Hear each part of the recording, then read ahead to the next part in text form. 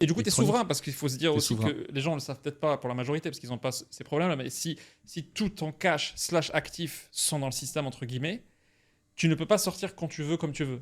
C'est peut-être la faiblesse et la force aussi du Bitcoin, c'est que tu peux faire les mouvements que tu veux, mais d'un autre côté, si tu te trompes ou quelqu'un te les pique, il n'y a pas de réversibilité. La première, c'est que Bitcoin vous permet à tout le monde d'avoir de la propriété privée.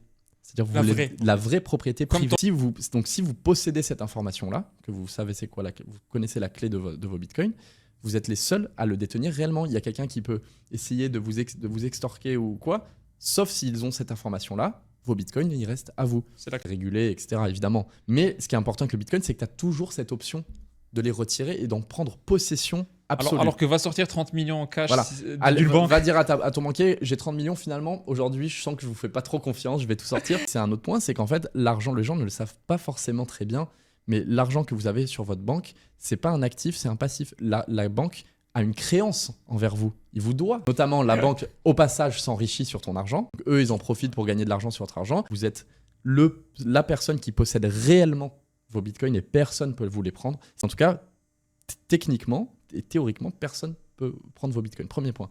Deuxièmement, c'est que c'est la seule monnaie, numérique ou non, mais c'est la seule monnaie qui est incensurable. C'est-à-dire, si moi je décide d'envoyer des bitcoins, personne ne peut bloquer. Personne ne peut dire quoi que ce soit. Aucune autorité. Ça va se passer à 100%. Non seulement ça va arriver instantanément, mais en plus sans frais, enfin quasiment sans frais.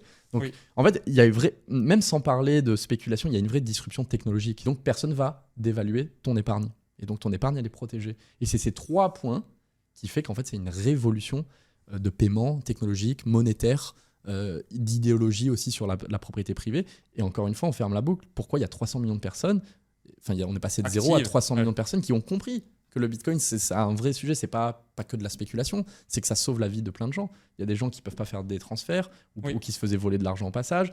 On parle les gens au Venezuela, c'est quand même pas drôle. Les gens au Liban, en Turquie. Liban, c'est très utilisé. Par exemple, moi j'ai des amis libanais, pour le coup, parce que souvent c'est lointain ces sujets.